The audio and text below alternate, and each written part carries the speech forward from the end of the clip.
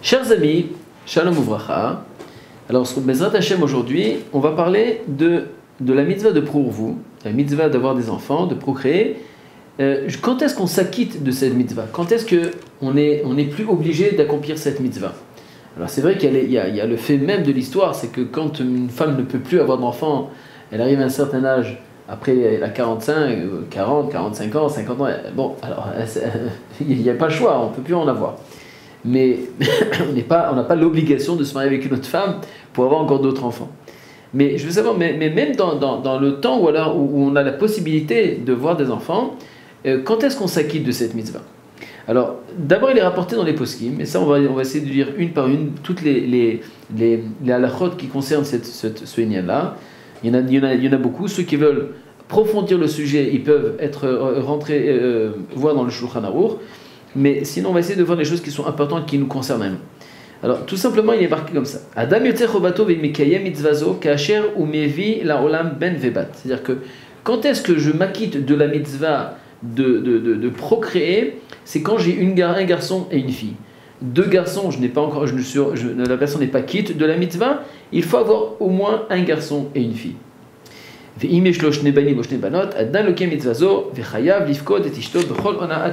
dire qu'on a l'obligation de continuer, de procréer jusqu'à qu'on a un garçon et une fille. Ça, c'est la première mitzvah.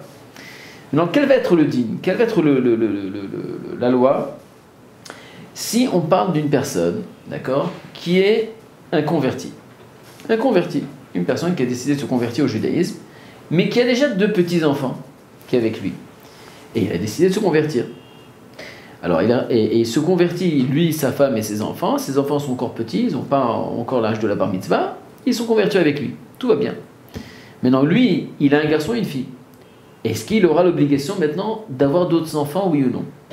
Alors, il a rapporté que, étant donné que sauf c'est ses enfants, et il s'est converti avec sa femme et ses enfants, alors il sera déjà, au niveau de la halacha, vadaï que ses enfants sont considérés ses enfants.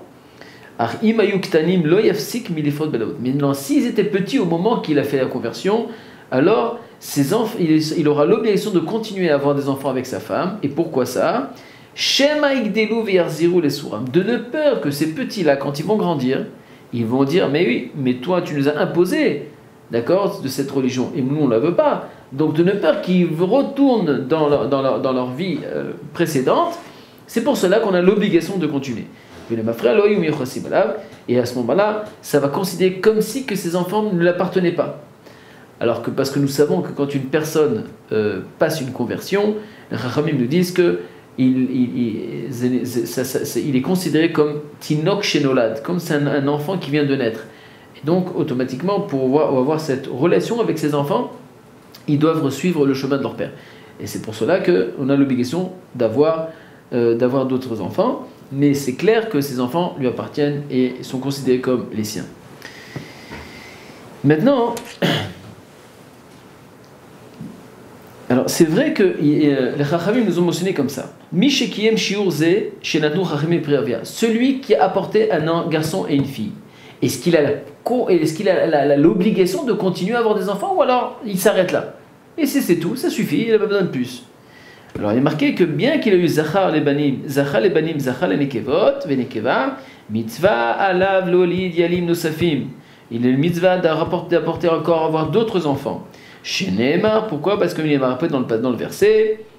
Ayulo banim beyalduto, ayulo banim beziknuto. Chez Nehemar, baboker zarat zarecha vele'erev. Al tanua al tenach yatra ki encha yodea eze yechashar azeh oze ve'im shneem ke'echad tovim vezo mitzvah medarabanan. Donc on a aussi l'obligation d'après les Chachamim de compléter, d'avoir d'autres enfants et ne pas s'arrêter au Zachar venekva. D'après le din Torah Zachar venekva, on a été de Chova.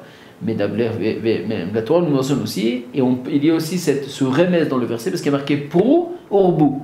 Donc, pour c'est quoi? C'est un fruit. Le fruit, c'est quoi? C'est Zachav et Nekeva. Ou les rabot, c'est-à-dire de rajouter encore.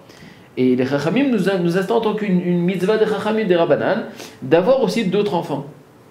Mitzvah de prière en voix, Michelokiem, Adain et mitzvah beshlemuta, ורוצה לקיים מצוות עונה כתיקונה, אלא שרוצה להפסיק בין לידה ללידה, כדאי לתת שהות לאשתו ולהתחזק. מן הראוי שלא ישתמש בזה וכו'. De quoi on parle ici? Vient maintenant la Torah dit voilà. Maintenant, c'est vrai qu'on a l'obligation d'avoir d'autres enfants. On a l'obligation de continuer à apporter des enfants. Maintenant, le grand problème, c'est que nous savons que la Torah nous interdit de chas v'shalom d'avoir de la semence en vain. Et donc c'est pour cela qu'a priori on doit avoir toujours des enfants, parce que si chaque relation apporte un enfant, donc comment on fait? Alors c'est sûr qu'on a la possibilité aussi, d'accord, il y a des conséquences de cause, il y a des situations dans lesquelles une femme ne peut plus avoir d'enfants, pas parce qu'elle ne peut pas, mais parce qu'elle est fatiguée. Ou soit il y a d'autres raisons, où elle a des problèmes, médicaux, d'accord, et qu'elle ne peut pas avoir, la grossesse lui apporte de grands soucis, ou alors elle a du poids elle a extrêmement grossi, et ça crée des problèmes dans sa santé, etc. Donc quand une femme a des problèmes de santé, ou alors même pas seulement physique, même psychique, etc., ou les difficultés, ou alors c'est difficile, ou alors même au niveau d'éducation, c'est pas évident, etc., il faut savoir que là, les Chachamim viennent et nous donnent l'autorisation de s'abstenir d'avoir des enfants, c'est-à-dire de s'arrêter quelque temps. Mais il faut savoir dans aucun cas de prendre les choses en main et de s'arrêter tout seul. Il faut à chaque fois poser la question à un Rav. Pourquoi? Parce qu'il y a de différentes raisons dans lesquelles, de causes, qui font en sorte que la Torah nous permet de s'arrêter, de faire une pause au niveau de cette relation. Mais maintenant, comment on peut faire? Parce que la nature fait en sorte qu'à chaque fois qu'il y a une relation avec sa femme, la femme elle tombe enceinte. Donc il y a ce qu'on appelle des moyens dans lesquels on utilise pour qu'il n'y ait pas de fécondation. Mais même dans tous ces moyens-là, il y a des moyens qui sont permis, il y en a qui sont interdits. Ça, il faut poser la question à un Rav. Quelles sont les choses permises et interdites?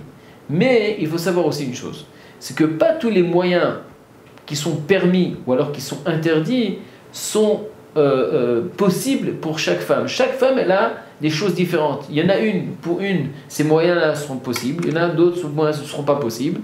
Donc d'abord, la première chose à faire, c'est d'aller voir un médecin, de savoir exactement, voilà, j'ai un problème, je suis obligé d'arrêter, je ne peux pas avoir maintenant un enfant tout de suite.